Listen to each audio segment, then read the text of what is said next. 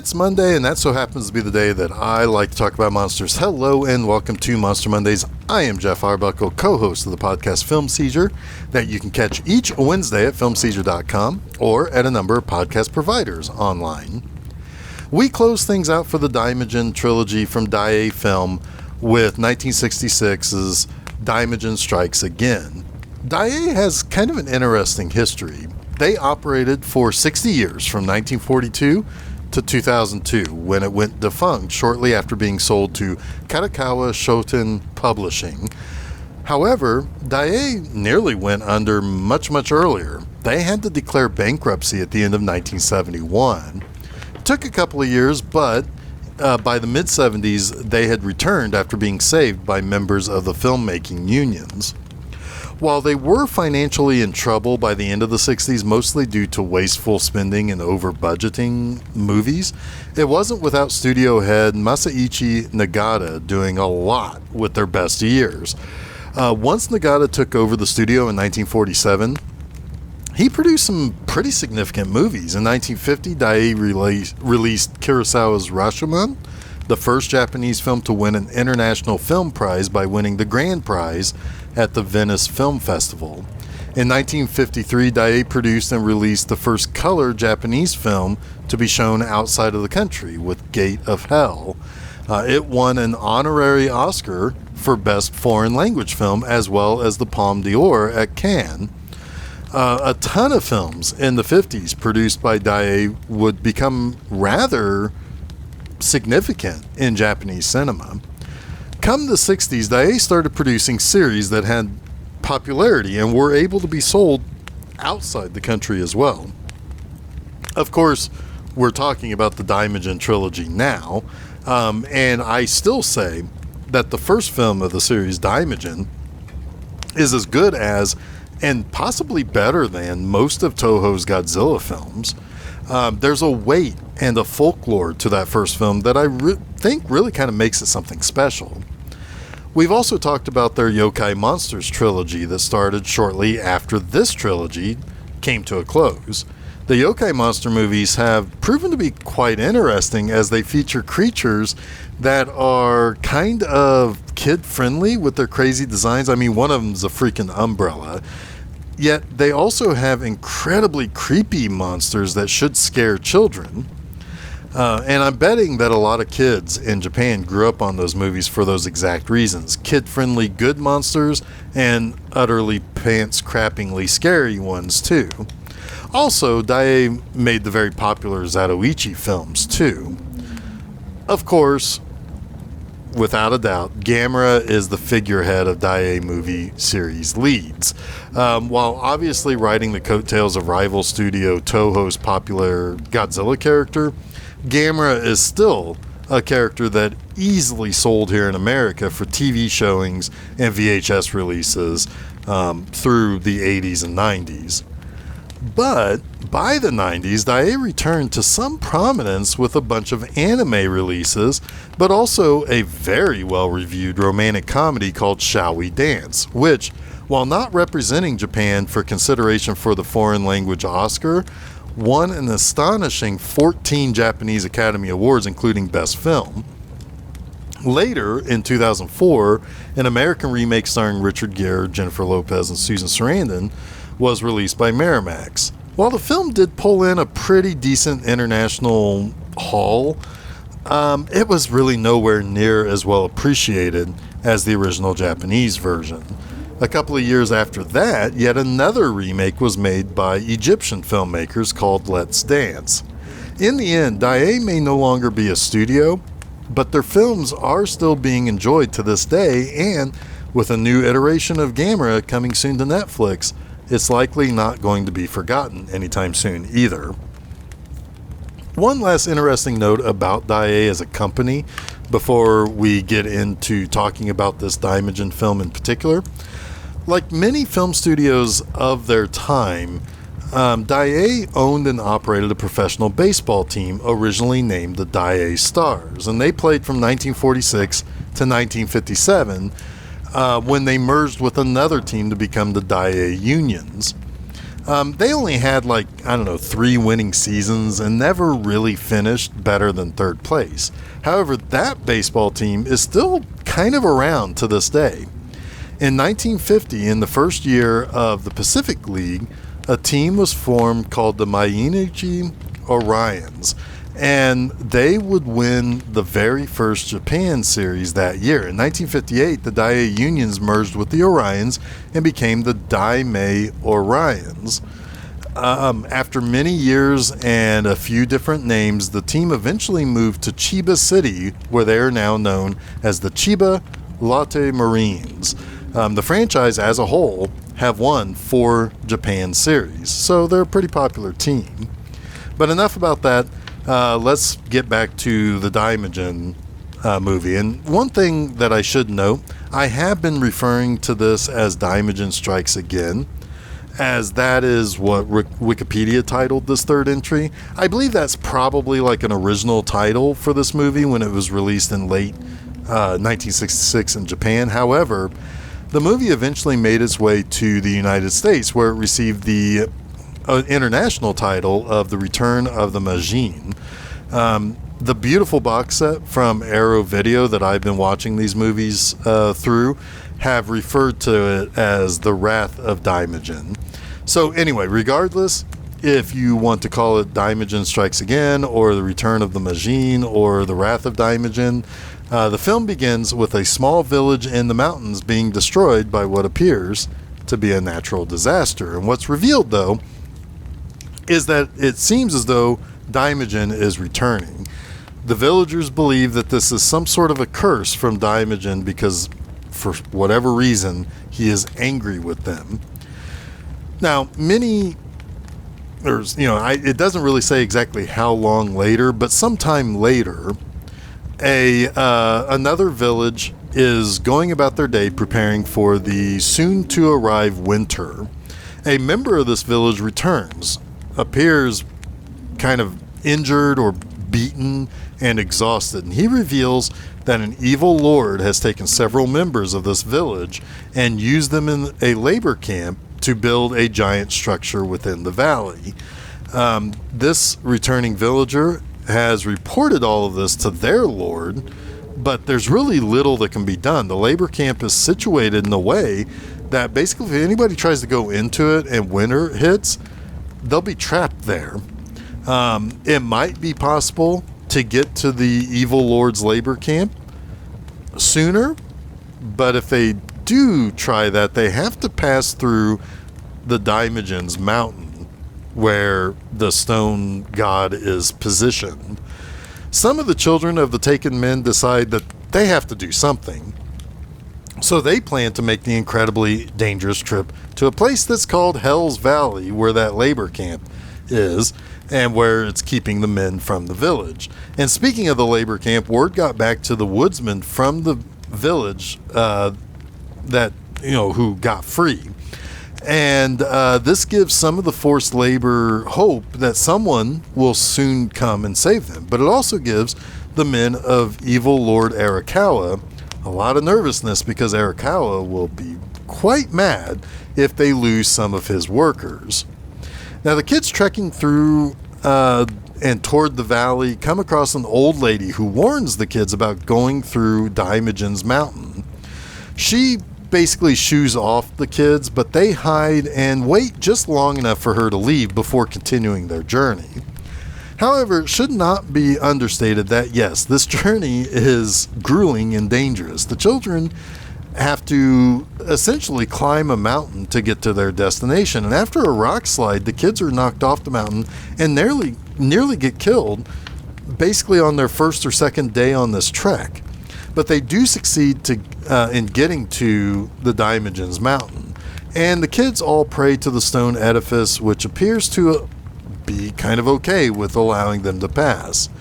And they do end up getting spotted by some of Arakawa's men, also looking for the escapee that died after returning to the village at the start of the movie.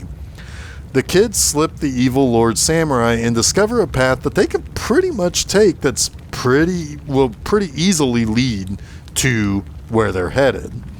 As the kids make their way to the camp, another woodsman in the camp decides to make a run for it.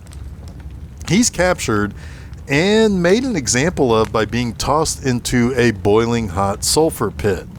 Meanwhile, things get pretty rough for the kids too, as they come to a rushing rapids that they have to try to figure out a way to cross. They first build a raft, and it seems successful shortly, but when they are basically tossed off the raft, one of the kids, Kinta, is unable to be saved, and he's taken by the rapids. Soon the snow comes, and the kids are not well dressed for snow in the mountains and in the valley.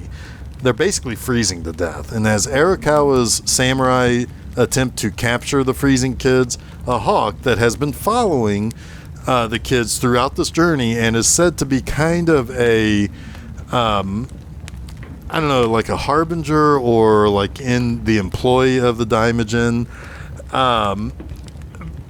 has been kind of guiding them, but also maybe protecting them a little bit. Well, that attacks and kills two of the samurai, and it's shot by the third samurai and dies just after attacking and killing that final member of Arakawa's team. This awakens a quite pissed off Daimajin who is not going to stand for his hawks being messed with.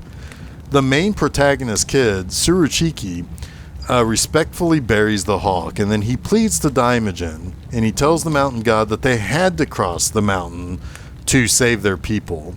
And he even offers up his own life to save the others who are freezing to death. And that leads to him jumping off of a cliff and landing in a pretty deep snowbank. It's just then the Daimajin awakens fully and changes his face to that pretty mean green looking one.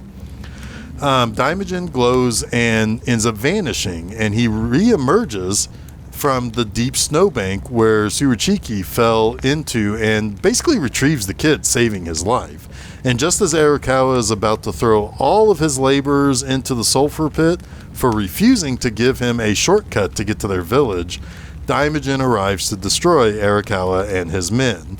And of course, Arakawa's men try shooting Daimajin, but that doesn't really do anything. As he proceeds into the labor camp, he's picking up guys and slamming them into mountains. Arakawa orders logs be dumped on Daimajin. He just picks them up and throws them back at Arakawa's men. Cannonballs? Nope, no good. Daimajin just basically stomps through the entire camp, utterly destroying it. He eventually finds Arakawa and runs him through with a sword and throws him into the sulfur pit. The woodsman prisoners are reunited with the kids as they all pray to Daimajin. He then returns to his stone appearance and dissipates as a snow flurry. And that's the last we see of the Daimajin. Now, as we say goodbye to the Daimajin trilogy, allow me once more to talk about the three things that I like about one of the movies in this series. And first up, while this movie is the slowest pace of the three, I really have to say that this has a charming element that is reminiscent of an 80s film where you have like the kids in danger, kind of like the Goonies. These kids that are going, these are kids that are going on a great adventure to help the adults that are in trouble. This is saying something kind of wholesome about how kids will go where adults are maybe a little too scared or have too much trepidation to tread. And, the kids are pure in their intentions. I mean, they know their older brothers and the strength of their village is in trouble. If the adults are going to talk about this endlessly or argue about it or just simply not do anything, these kids will. And admittedly, and this might sound maybe a little controversial the way I'm going to say this, but let's be frank, sometimes kids in Japanese movies in particular can be quite annoying about doing quote-unquote what's right, as opposed to considering all the danger or reasons why doing this would be dangerous and potentially deadly. In this, the kids have that discussion with themselves, and they don't kick up a bunch of fuss with the adults. They just go. Each kid also has a slightly different skill or personality. This allows them to work well as a foursome, and they don't end up like belittling or pestering each other throughout the entirety of this journey. It's actually kind of refreshing to see these kids act more like a cohesive group of adults to complete this journey. And it's really, really hard to pull something like this off in media. Second, this has a particularly dark moment that kind of stuck with me. And there are some other elements that are sprinkled into this that I think make it all that much more darker. It's actually kind of fascinating to see this kind of moment in what really could be summed up as family entertainment. One of the kids who's going to the valley to save his brother is named Daisaku. And Daisaku is often referred to as slow. At first I thought it was because he's bigger than the other kids. He's not fat, but he's taller and maybe kind of set up to be a little bit more clumsy and so forth. I thought that's what they meant by him being quote-unquote slow. No, what they mean is that he's not as clever as the other kids. He's got one of the more pure reasons to get to Hell's Valley. His brother, Shohachi, is being kept there. Now, Shohachi is warned to not try to escape because he's all that Daisaku has left in the world. And he's the second woodsman who tries to escape in the movie. And he seems to be kind of set up as kind of this hero character. He seems strong and young and all of that. And he's captured relatively quickly. And he has to tell one of the other workers at the labor camp, who is the father of the main kid that kind of decided to go and save everybody. And he tells him to look after Daisaku because he's slow and he doesn't have anybody else and he needs someone to help him. And then he's dumped into the sulfur pit. And like I said, here's a guy who's looking after the supposed slow kid, who is also young and strong, and he's killed fairly quickly by the evil Lord Arakawa.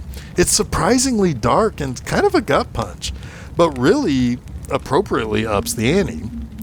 Now, of course, there is another really dark moment here, and that is when the kids are trying to cross the rapids, and one of the kids is unable to be saved and is swept away by the rapids, and we never see him again. He died.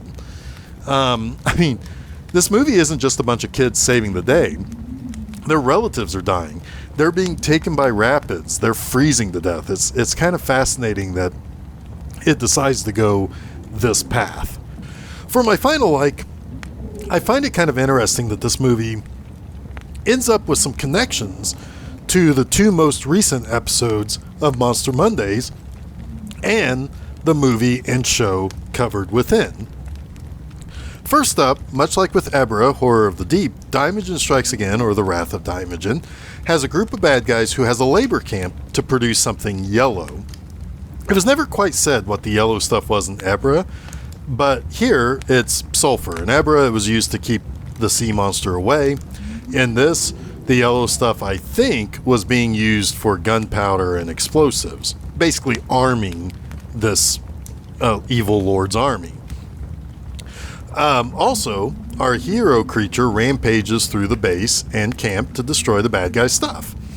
But most importantly, and this is something that is true for all the Daimajin movies, much like with that pilot episode for Tales from the Dark Side that we talked about last week, cruelty and avarice are repaid by spiritual retribution. It came in the form of a witch and a devil in the Tales from the Dark Side episode. Here, it's a god of Japanese folklore. And that's what I've really liked about this trilogy. These movies basically come down to being fables or parables to relay the moral that if you're bad, holy shit, are you going to have a giant stone vengeful god rampaging through your stronghold and murder you to appease itself. I suppose you could make the argument that either the murder part or the giant stone vengeful god part is a bit much, even for evil lords and what have you. But man, the folklores of Japanese god creatures do not mess around. Be good, be very good. And that seems to be the ultimate moral to each of these stories. Either way, these are three very strong films from Japan, and Daiei had to be proud of this series. So that wraps up this week's Monster Mondays. You can catch new episodes of Monster Mondays each Monday at filmseizure.com. But don't forget to follow Film Seizure at Facebook, Twitter, and Instagram, and subscribe to Film Seizure to get both the Film Seizure podcast and Monster Mondays at your favorite podcast providers, as well as YouTube. You can also check out my website, bmovieanima.com, to read new articles every Friday morning.